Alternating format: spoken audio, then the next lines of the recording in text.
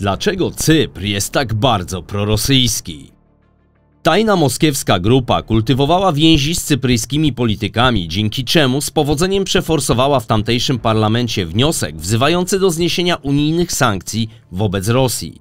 Kluczową rolę w tamtych machinacjach odegrał rosyjsko-cypryjski biznesmen, który umiejętnie zacieśnił kontakty pomiędzy czołowymi politykami z Cypru.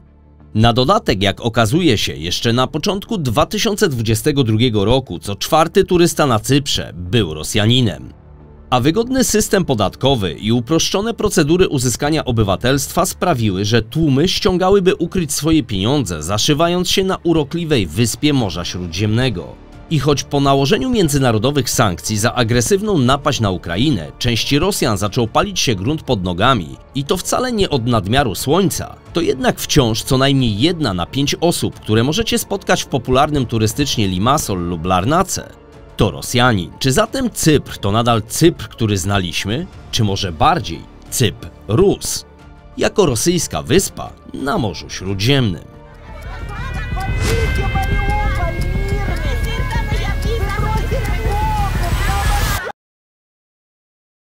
Zanim odpowiemy sobie na to jakże istotne pytanie, szczególnie przed zbliżającymi się wielkimi krokami wakacjami, chciałem Wam jak zwykle podziękować za łapki w górę, suby oraz wspaniałe, motywujące do dalszej ciężkiej pracy mnie i mój zespół, Wasze komentarze. Pamiętajcie, wciśnięcie magicznego przycisku po prawej stronie sprawia, że Wy otrzymujecie aktualne powiadomienia o najnowszych publikacjach, a ten kanał staje się dzięki poświęconej przez Was chwili jeszcze bardziej popularny. Z góry dziękujemy i nie przedłużając, startujemy z dzisiejszym materiałem. Z pewnością silne rosyjskie zakusy na posiadanie wpływów na Cyprze były widoczne znacznie wcześniej niż tylko w ostatnich latach. Sięgają one bowiem aż czasów wojny turecko-rosyjskiej w latach 1876-1878. Wówczas Wielka Brytania w porozumieniu z Francją, mając na celu uniemożliwienie Imperium Rosyjskiemu objęcia kontroli na Morzu Śródziemnym i umacniania się na Bałkanach, rozpoczęła okupację Cypru. W wyniku umowy z sułtanem tureckim Wielka Brytania miała przeciwstawić się traktatowi pokojowemu z San Stefano, w zamian za co miała dostać we władanie Cypr. 4 czerwca 1878 roku Anglia i Turcja podpisały tajną konwencję cypryjską, na mocy której Anglia objęła w posiadanie Cypr, gwarantując zamieszkującym ją Turkom wolność religijną i zobowiązała się do wypłacenia Turcji odszkodowania za utracone dochody z wyspy. Pozostawiając jednak aspekty historyczne, to najlepszym dowodem na to, że współczesnej Rosji bardzo przypadło do gustu ingerowanie i sukcesywne wywieranie wpływów polityczno-gospodarczych na Cyprze jest fakt, że już w lipcu 2016 roku, czyli zaledwie 2 lata po zaanektowaniu Krymu przez Rosję, parlament Cypru zwrócił się do tamtejszego rządu o podjęcie działań na rzecz zniesienia sankcji Unii Europejskiej nałożonych na Rosję po dokonanym bezprawnym zajęciu ukraińskiego półwyspu. I tu trzeba przyznać, że wówczas lokalne media, pomimo iż Cypr już wtedy uchodził za jeden z najbardziej prorosyjskich krajów w Europie, chociażby ze względu na naprawdę duży kapitał rosyjskich biznesmenów zgromadzony w sektorze usług finansowych, to taka decyzja wywołała naprawdę spore zdziwienie i liczne pytania, jakie mogło być faktyczne podłoże tej decyzji. Natomiast ukraińskie Ministerstwo Spraw Zagranicznych szybko potępiło ten ruch i stwierdziło, że jest to nic innego jak pośrednie wsparcie agresora. Gdy jednak wnikliwiej przeanalizujemy ową sprawę takiego ochoczego wsparcia dla Rosji ze strony części cypryjskich polityków, okazuje się, że grupa powiązana z Kremlem przekazywała nie tylko dla nich, ale i dla innych europejskich polityków środki finansowe, aby ci wspierali interesy Rosji na Cyprze i generalnie w Parlamencie Europejskim. Z biegiem lat prawda okazała się jeszcze bardziej szokująca niż ktokolwiek przypuszczał, bowiem rezolucja przyjęta przez parlament cypryjski została zaplanowana przez powiązaną z Kremlem grupę lobbingową. W ostatnim czasie głośno zrobiło się również o powiązaniach samego Władimira Putina z Cyprem, gdy dziennikarze dotarli do informatora, który przez wiele lat pracował w jednej z cypryjskich firm, która prowadziła tajny portfel kremlowskiego przywódcy. Fakty i dokumenty, które przytoczył podczas prowadzonej z nim rozmowy, świadczyły o jego wysokim sprawowanym w tej firmie stanowisku oraz tym, że posiadał on naprawdę rozległą wiedzę, jak działało i działa tajne imperium finansowe Putina. Dzwoniący do naszej redakcji rozmówca przedstawił się. On przez wiele lat pracował dla firmy, będącej tzw. tajnym portfelem Władimira Putina. Przedstawione przez niego fakty i dokumenty i sam status tego człowieka świadczył o tym, że on doskonale znał specyfikację działalności tajnego imperium finansowego Putina. Miesiącami dziennikarze śledczy weryfikowali autentyczność otrzymanych informacji, potwierdzając wszystkie badane ślady ogromnych przepływów finansowych, liczonych w miliardach dolarów, a dotyczących Władimira Putina, jego kochanki Aliny Kabajewej oraz ludzi ściśle z nimi powiązanych, prowadziły do niepozornej spółki Ermira Consultants, zarejestrowanej właśnie na Cyprze. Zresztą również Mayra Martini, ekspertka Transparency International do spraw skorumpowanych przepływów pieniężnych, potwierdziła w opublikowanym artykule, że nowe rewelacje podkreślają długotrwałe obawy związane z ekonomicznym przejęciem Cypru przez rosyjskie interesy. Natomiast kwestię rosyjskiego korumpowania polityków na terenie Cypru i niemal całej Europy odkryto w ramach dochodzenia prowadzonego przez Międzynarodową Organizację Dziennikarzy Śledczych i w oparciu o tysiące maili, które wyciekły po tym, jak ukraińscy hakerzy dokonali włamania na konta podejrzanie zakochanych w rosyjskich władzach i ich działaniach europejskich polityków. Wówczas wyszło na jaw, jak powiązana z Kremlem grupa lobbingowa organizowała płatności dla zaprzyjaźnionych polityków z Unii Europejskiej w zamian za ich pomoc w promowaniu prorosyjskich uchwał, takich jak ta na Cyprze. Grupa kierowana przez rosyjskiego pracownika parlamentu odnosiła sukcesy w różnych częściach Europy, ale rezolucja cypryjska mogła być w momencie jej uchwalenia najbardziej bulwersująca, ponieważ wydaje się, że została zainicjowana i w całości skoordynowana zakulisowo przez Rosjan. Izba Reprezentantów Cypru była pierwszym organem w kraju należącym częściowo do Unii Europejskiej, który przyjął przepisy, które uzmysłowiły wówczas Putinowi i jego współpracownikom, że dzięki lobbowaniu i korumpowaniu europejskich polityków może być prawie bezkarny w swoich działaniach, osiągając w dość krótkim czasie pożądany cel. Jak ujawniło międzynarodowe śledztwo organizacji dziennikarskiej, wszystko wskazuje na to, że zarządzana przez niego Międzynarodowa Agencja do Spraw Polityki Bieżącej była ściśle powiązana z Kremlem, a polityk wymienił ponad 1000 wiadomości mailowych w latach 2014-2017 z Inalem Ardzinbą, który na marginesie ostatnio najwyraźniej zniecierpliwiony tym, jak próby przekupstwa urzędników nie powiodły się do końca tak, jak życzyli sobie jego mocodawcy, czyli na przykład Władysław Surkow, wówczas kluczowy doradca Władimira Putina, zaczął jako aktualny minister spraw zagranicznych Abchazji straszyć kraje zachodnie, że zostaną zmuszone do szacunku.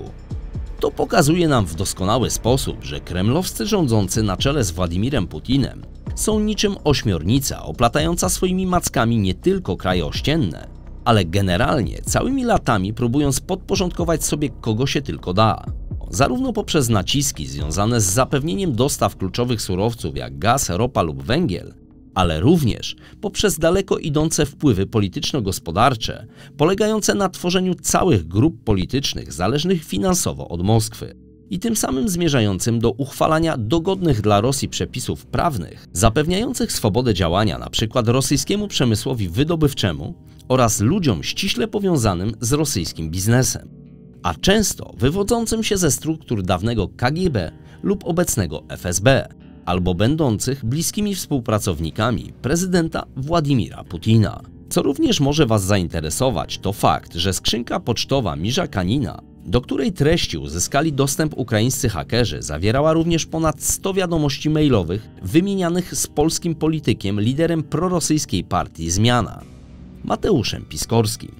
Między innymi właśnie dzięki nim udało się przeanalizować, jak ludzie na Kremlu współpracowali z oskarżonym o szpiegostwo polskim politykiem i różnymi prorosyjskimi grupami działającymi w Polsce i Europie. We wspomnianym ponad 1000 ujawnionych wiadomości mailowych kluczową rolę odegrał Dmitrij Kozłow, syn rosyjsko-cypryjskiego biznesmena, pomagający kremlowskim włodarzom w zdobyciu wpływów na omawianym dziś Cyprze, który pośrednio przyczynił się także do założenia partii politycznej o nazwie Jestem Obywatelem lub Ja Obywatel, znanej potocznie na Cyprze jako Partia Rosyjska, ze względu na jej prokremlowskie stanowisko. Rodzina Kozłow prowadziła na Cyprze rozległe interesy, posiadając firmy, które pomagały Rosjanom w inwestowaniu i migracji na śródziemnomorską wyspę, budując na przykład wiele nieruchomości wartych setki milionów euro w nadmorskim kurorcie Limassol. Oczywiście inni deweloperzy oferowali i oferują cały wachlarz obiektów na terenie Limassol, Larnaki oraz w różnych częściach Cypru, popularnych wśród rosyjskich turystów i emigrantów. Sam fakt, że jeszcze w 2022 roku za pośrednictwem rosyjskich kanałów na YouTubie reklamowany był m.in. projekt pod nazwą Nowa Larnaca Marina, którego realizacja ma pochłonąć 10 miliardów euro, świadczy o tym, że Rosjanie jako tamtejsza społeczność rosną w siłę. Zresztą sam mogłem się o tym ostatnio przekonać i uwierzcie mi, jest ich tam naprawdę zdecydowanie więcej niż innych obcych narodowości. Świadczą o tym chociażby podawane na lotnisku w języku rosyjskim komunikaty i niemal wszechobecne napisy rosyjską cyrylicą w sklepach, restauracjach, hotelach czy też szyldy po rosyjsku. Okazuje się, że sprawa stałego pobytu jest dla nich tym bardziej prosta, że tak naprawdę kupując nową nieruchomość w cenie od 300 000 euro, Cypr jest ostatnim krajem w strefie euro, który bez problemu nadal przyznaje Rosjanom obywatelstwo i stały pobyt nie tylko dla właściciela takiej nieruchomości, ale także dla całej jego rodziny, jeśli wystąpi z odpowiednim wnioskiem o przyznanie takowego. Jeszcze bardziej niektórych z nas Polaków może zszokować fakt, iż rozmawiając z Rosjanami mieszkającymi tam od wielu lat lub nawet z samymi rodowitymi Cypryjczykami, możecie się dowiedzieć, że to, co robi Putin i jego zwolennicy na Ukrainie oraz cała jego polityka wobec państw zachodniej Europy jest jak najbardziej właściwa. I właśnie tak powinna ona wyglądać. Nie chcę tu oczywiście stosować jakichś daleko idących uogólnień, ale nawet rozmawiając z Polakami pracującymi lub mieszkającymi na Cyprze, potwierdzili mi oni moje odczucia, twierdząc, że rozmowa o rosyjskich działaniach wojennych na Ukrainie jest mocno drażliwym tematem, którego lepiej nie poruszać. Teoretycznie więc, odkąd Rosja rozpoczęła inwazję na Ukrainę w lutym 2022 roku, europejskie sankcje kolejno nakładane na kraj Władimira Putina osiągnęły wręcz apogeum. Ale i tak Rosja może wciąż polegać na niektórych przyjaznych głosach w Europie.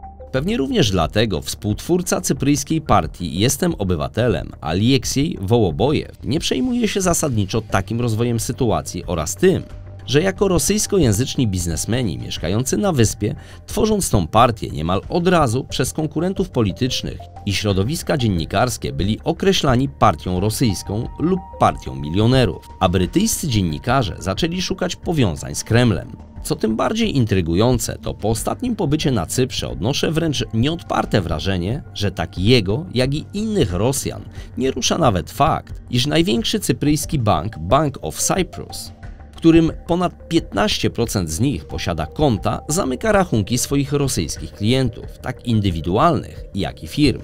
Bo wciąż tak on, jak i wielu innych jego rodaków, żyje sobie w Limassol na Cyprze, a podczas jednego z udzielanych wywiadów pokazał nawet dziennikarzowi utworzoną w mediach społecznościowych grupę Pomoc finansowa na Cyprze. I śmiejąc się przy tym, biznesmen stwierdził: o, to jest teraz rosyjski Bank Cypru. Grupa, która już w 2022 roku miała parę tysięcy osób zarejestrowanych jako swoich członków, służyła jako czarny rynek wymiany rubli i euro. Dlatego, jak sam stwierdził, pomimo że w cypryjskim systemie bankowym nagle pojawiła się rusofobia, to i tak, ostatecznie jak twierdzi, Rosjanie sobie radzą. I wielu z nich przeniosło swoje pieniądze do Bułgarii lub gdzie indziej, poza strefę Unii Europejskiej. Dlatego nawet informacje o tym, że Cypr czyści się z Rosjan objętych unijnymi sankcjami oraz że rosyjski oligarcha Oleg Deripaska, bliski kolega Putina, ma stracić obywatelstwo tego kraju, raczej nie robi na nikim przesadnego wrażenia. Skoro już w 2008 roku według Forbesa był 9. najbogatszym człowiekiem na świecie, a jego majątek szacowano wówczas na 28 miliardów dolarów. W efekcie sankcji wprawdzie jego portfel skurczył się do około 5 miliardów dolarów, ale bieda raczej mu w oczy nie zajrzy. Bank Cypru wprawdzie zaczął wysyłać Rosjanom powiadomienia w zeszłym miesiącu, o czym informowały nawet nasze rodzime media, że konta Rosjan zostaną według pism bankowych zamknięte w ciągu 2 miesięcy od otrzymania zawiadomienia, ale czy aby na pewno ograniczy to tamtejsze rosyjskie wpływy, szczerze wątpię. Tym bardziej, że rosyjska obecność na Cyprze jest niemal wszechobecna. i raczej nie zanosi się na to, aby coś w tej kwestii się zmieniło. Dlatego pewnie, wciąż jadąc w ten zakątek Europy, musicie liczyć się z tym, że zastaniecie tam szyldy sklepów, biur lub restauracji, głównie po rosyjsku, angielsku lub w najlepszym razie po grecku. Choć te dwa ostatnie z pewnością nie powinny nas tak bardzo dziwić, jak same rosyjskie. Wielkie wielokondygnacyjne budynki wzniesione w Limassol wzdłuż linii brzegowej bardziej przypominają Dubaj niż starożytną wyspę na Morzu Śródziemnym i są fizycznym dowodem na napływ ogromnych rosyjskich pieniędzy. Nawet jadąc autobusem w tym rejonie, co ponoć cypryjscy Rosjanie robią rzadko, usłyszycie prawdopodobnie, tak jak i ja, że najpierw kolejny przystanek zostanie ogłoszony po rosyjsku, a dopiero później, co mnie mocno zdziwiło, w rodzimym greckim języku. Reasumując, jeżeli nie przeszkadza Wam wszechobecnie słyszany i widziany na ulicach język rosyjski, to Cypr stoi dla Was otworem. No chyba, że jeszcze traficie, nie daj Boże, na polskofobicznego menadżera hotelu, jak niestety mnie było dane, to musicie naprawdę uważać, bo za grzeczną prośbę spotkania się z nim i wymiany pokoju hotelowego możecie zostać z tegoż hotelu usunięci. I na dodatek będą Was straszyć policją. Ale pewnie ten delikwent to akurat nieco przerażający i skrajny przypadek. I tego się trzymajmy. Tyle na dziś, dziękuję Wam za Waszą uwagę i pozdrawiam Was serdecznie. Oraz wiernego widza Adama i jego małżonkę, z którymi miałem okazję spotkać się na Cyprze. Dzięki i cześć.